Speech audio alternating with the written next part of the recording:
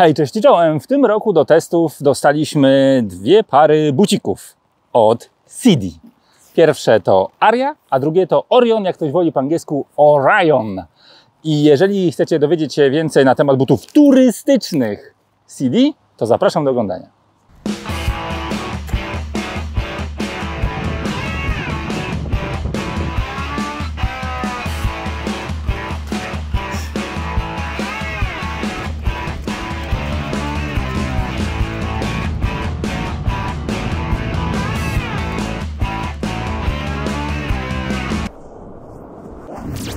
Turystyka, czyli słowo, które znaczy dla każdego co innego. Dla niektórych to będą Portugalia, Hiszpania, Grecja i dalekie wyprawy miesięczne, czy nawet dłuższe, a dla niektórych to będzie raz w roku pojechać sobie na Mazury. I uwaga, buty turystyczne w założeniu swojego istnienia zakładają, że kiedy założycie je na nogi, będą pozwalały Wam podróżować za pośrednictwem pojazdu takiego jednośladowego, zwanego potocznie motocyklem, ale również spacerować, zwiedzać i oglądać wszystkie te rzeczy, które chcieliście zobaczyć dookoła. Będzie to okupione pewnymi niuansami, które będą te buty mocno odróżniać od butów sportowych, które będą stawiały bardziej na zabezpieczenie, pozycję, jazdę motocyklem, a niekoniecznie na spacerowanie. I tym przydługim wstępem chciałem przejść bezpośrednio do marki CD, która już od lat 60. produkuje buty nie tylko motocyklowe, ale również rowerowe, ale też trekkingowe i generalnie obuwie. I oni się w tym wyspecjalizowali. Jest to włoska marka i jej kolebką są rzeczywiście Włochy. Pierwszym butem, który chciałbym Wam dzisiaj przedstawić, jest but, który nosi piękną nazwę Aria. I wydawać by się Wam mogło, że imię tego buta od razu stawia go w płaszczyźnie butów damskich. Od bardzo dawna antropologowie spierają się, czy stopa damska jest ładniejsza, czy męska jest ładniejsza i czy powinno się robić buty z innymi kopytami, bo to, co tak naprawdę w tym bucie odpowiada za ten fitting, nazywa się kopytem, czy też jakby można zrobić unisex i jeden but, który połączy wszystkie stopy. Z punktu widzenia antropologii rzeczywiście jest pewne uzasadnienie, żeby zrobić dwa wkłady, w sensie dwa kopyta, ale z punktu widzenia ekonomii, bo produkcja buta, składowanie buta, dystrybucja buta i półka w sklepie kosztuje tyle samo męskiego i damskiego, a damskiego sprzedaje się tylko 30%. Stąd CD od dłuższego czasu, akurat w tych modelach, które dzisiaj Wam pokażę, ma uniseksowną stopę. I jeżeli jesteście kobietą i oglądacie nasz film, to również prawdopodobnie, jeżeli nie macie jakiegoś dużego, małego, z ultra rozmiaru dziecięcego 50-15, to będziecie zainteresowani tymi butami. But Aria. Aria jest butem na górę. Co za tym idzie? Butem, który daje nam wodoodporność. Jest również zacertyfikowany jako but WP, czyli Waterproof. Próbowaliśmy w nim chodzić trochę po wodzie, bawiliśmy się w takie zabawy nad Wisłą i but generalnie poza tym, że staje się chłodniejszy, rzeczywiście jest wrażenie wilgotnej skarpety, to nie za bardzo chce wpuścić wodę do środka. Żeby but motocyklowy był butem motocyklowym, musi spełniać certyfikaty. I tutaj CD nie idzie na żadne ustępstwa, nie bawią się w jakieś przejścia na półśrodki. To, co ma być certyfikowane na poziomie drugim, jest certyfikowane na poziomie drugim. Ten but, zarówno jeżeli chodzi o rozcięcie, rozerwanie, zgniatanie, jak i wysokość, jest certyfikowany na 2, czyli maksymalny poziom certyfikacji. I teraz zastanowilibyście się pewnie, prawdopodobnie niektórzy z Was już wpadli na to, połączyli te kropki, że but sportowy również ma te wszystkie 4 certyfikaty na poziomie drugim i co tak naprawdę je różni? Różni je właśnie... kurczę, słowo mi uciekło. Anatomiczna umiejętność poruszania się stopy w bucie. W bucie sportowym stopa może być mocno upośledzona, jeżeli chodzi o motorykę, taką, która jest związana z chodzeniem, ale powinna być wygodna do powodowania motocyklem, a but turystyczny będzie bardziej wyginał się, będzie bardziej plastyczny i da radę jakby w tym bucie spędzać całe dnie, a może nawet i tygodnie. W certyfikacji but dzieli się na strefę miękką, ta, która znajduje się przy języku i ta, która znajduje się z tyłu cholewki i ona jest certyfikowana w troszeczkę prostszy sposób i całą resztę buta, która jest certyfikowana w tym ekstremalnym przedziale Dlaczego ten but jest tak skonstruowany, że posiada taką siateczkę? Bo wydawać by się wam mogło, że but motocyklowy powinien być skórzany. Już od dawna producenci butów motocyklowych nie korzystają ze skóry, tylko korzystają z syntetycznych materiałów. Wszystkie te elementy, które tu znajdziecie na tym bucie, które wyglądają jak skóra, skórzane absolutnie nie są. To jest mikrofibra, która ma dużo większą wytrzymałość od zwykłej skóry i zapewnia długotrwałą użyteczność takiego buta. A ta siateczka ma za zadanie działać, współgrać z Gore-Texem, który znajduje się pod spodem. Żeby Gore-Tex mógł oddychać, zewnętrzna część membrany, czyli ta, która jest jakby przylega do tego materiału, musi mieć szansę odprowadzania wilgoci. Dzięki temu działa dużo wydajniej. Kiedy ja w tym bucie jeździłem, a moje stopy pocą się, to jakby żyrafka może zaświadczyć, że moje stopy pocą się bardziej niż jej stopy. I ja oczekuję od buta motocyklowego, że jeżeli już będzie wodoodporny, to chciałbym, żeby jak najwięcej tej wilgoci z tego buta wychodziło. I ten but robi to naprawdę bardzo dobrze. Na uwagę jeszcze tutaj zasługuje zamontowanie tego ochraniacza na dźwignię zmiany biegów, ponieważ jak zauważycie, nie ma tutaj szwów. A wielu motocyklistów używa swoich stóp do zmiany biegów w różny sposób. Niektórzy zmieniają biegi tu, różne i te dźwignie też są różne. I zdarza się, że ten element, kiedy jest przeszyty, jest narażony też na to, że będzie szarpany z różnych płaszczyzn i szybko może ulec zniszczeniu. Tutaj nie powinno to zaistnieć. Kolejną rzeczą, na którą warto zwrócić uwagę, jest konstrukcja podeszwy i ścięcie pięty. Motocykliści dzielą się na tych, którzy wolą, żeby ścięta pięta była pod kątem, czyli diagonalnie, trudne słowo, albo ścięta prosto. Prosto ścięta pięta powoduje to, że but podczas jazdy, kiedy będziemy trzymali nogę we właściwej pozycji, o której zaraz powiem, przesuwamy go do pozycji, w której będziemy hamować lub będziemy pracować dźwignią zmiany biegów, będzie dzięki temu ścięciu będzie albo uciekał na zewnątrz, albo będzie jechał prosto, równolegle do motocykla. Świat motocyklowy podzielony jest na motocyklistów, którzy wolą taką lub drugą opcję.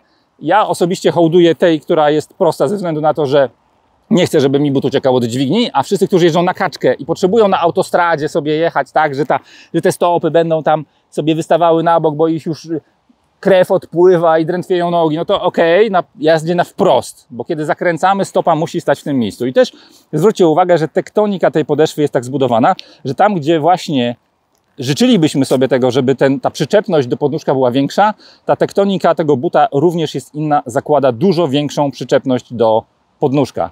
Jest to rozwiązanie, które w mojej ocenie jest bardzo dobre i ja zauważam te subtelne różnice jadąc motocyklem. Kilka słów jeszcze na temat samego komfortu.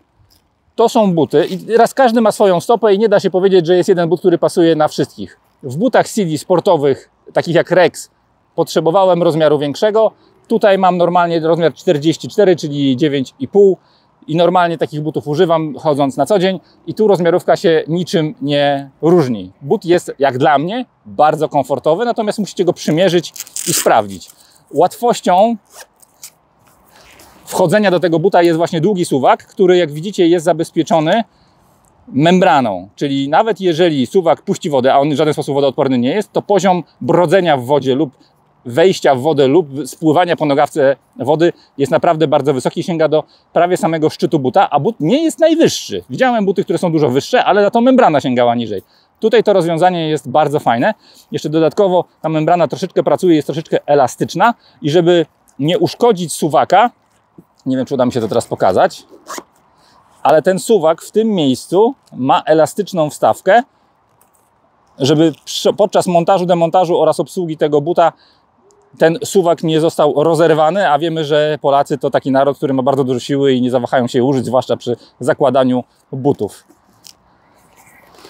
Także w mojej ocenie but bardzo godny polecenia, interesujący ze względu na połączenie buta wodoodpornego i dobrze wentylowanego, ale tu chodzi o schłodzenie membrany, tam nie będzie wiatru w środku i dobre odprowadzenie wilgoci.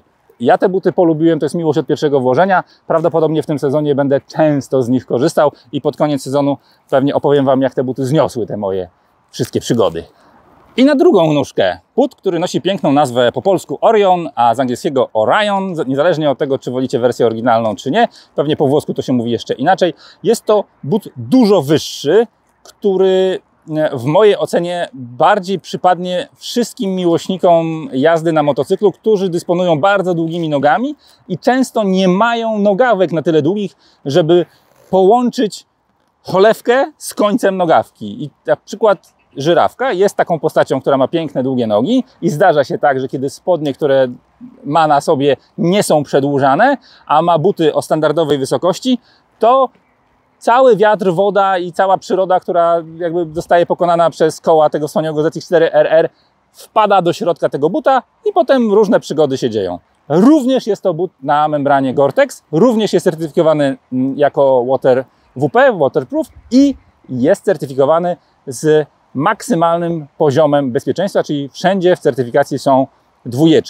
Jeśli chodzi o rozwiązania, które tu zostały użyte, to również mamy suwak, który chroni membranę, ale membrana nie sięga do samego czubka buta, natomiast sięga do podobnej wysokości, co w poprzednim modelu. Cała góra tej cholewki ma zapewnić nam raczej zamknięcie na łydce niż wodoodporność, znaczy wodoodporności tutaj żadnej nie ma. Dodatkowo również jest elastyczny element, który chroni suwak przed ewentualnym rozerwaniem. Bardzo ciekawa konstrukcja podeszwy, która również jest ścięta pod kątem prostym i zupełnie inna tektonika, zależnie od tego, jak mamy wykorzystywać tą podeszwę. Ponieważ materiałem zewnętrznym nie jest skóra, o czym mówiłem wcześniej, a materiały elastyczne, które są tutaj użyte, wspierają membranę w działaniu, to zwróćcie uwagę na znowu konstrukcję tej osłony. Ona jest też zamontowana bez użycia jakiegokolwiek przebicia tego materiału, jest po prostu dobrze przyklejona, a czubek buta, bo nie wszyscy motocykliści są bardzo wysocy i czasami zdarza się, że kiedy nie ogarniamy jeszcze sytuacji przy starcie i lądowaniu, czyli kiedy wzbijamy się do lotu, to jeszcze chcemy tymi nóżkami trochę pochodzić i zdarza się, że ten czubek buta niestety musi na samym końcu znieść to szarpnięcie o asfalt. Zabezpieczenie tego czubka przed tarciem o asfalt w sytuacji, kiedy mamy tendencję do tego, że jeszcze wystawiamy nogi podczas hamowania, czy długo jeszcze drepczemy, zanim motocykl nabierze prędkości, która da nam zaufanie, że już możemy je postawić na podnóżkach. Tutaj jest to fantastycznie zabezpieczone. But znowu turystyczny, z dużą osłoną, jeżeli chodzi o łydkę, o kość piszczelową.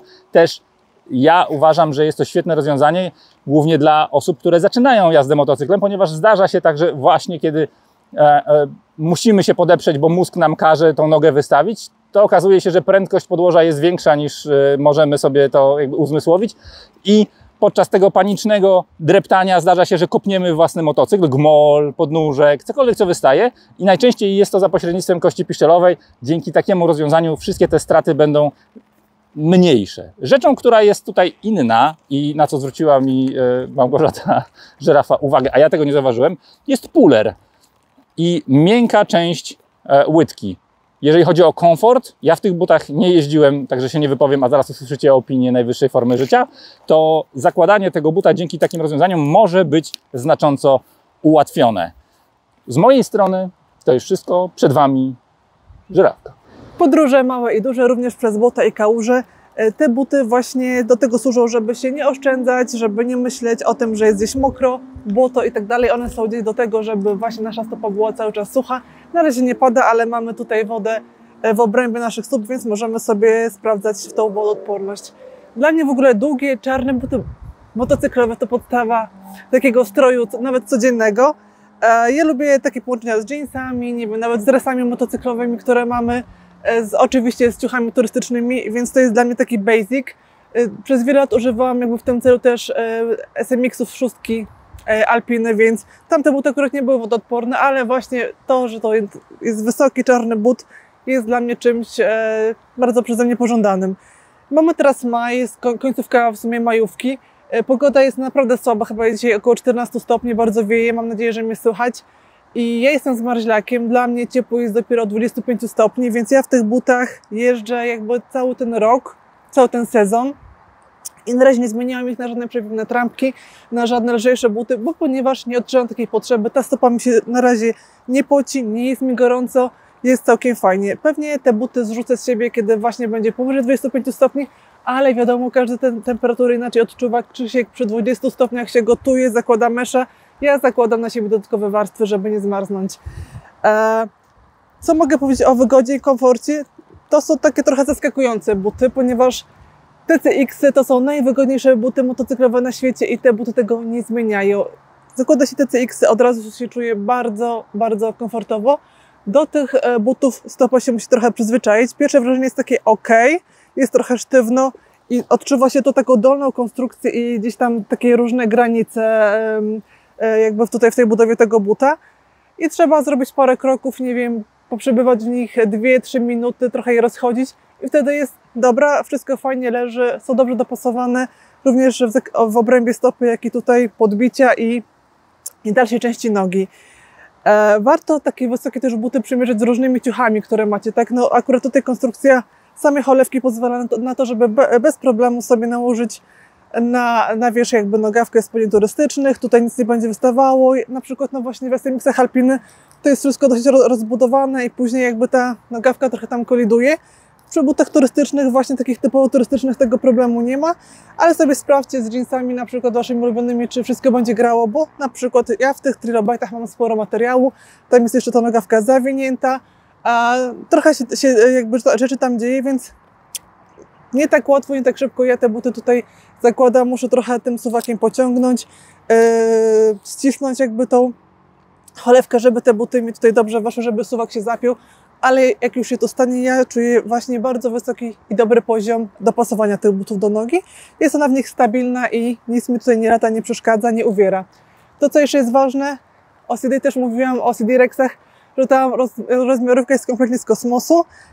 W CD Rexach ja mam buty 2 rozmiary większe, a tutaj mam standardowe. Tak, słuchajcie, to jest suwak, dostajecie się do tych butów bez problemu, rozsuwacie je na całą szerokość, wkładacie swoją stopę, 40 na co dzień, 40 jakby również w tym modelu.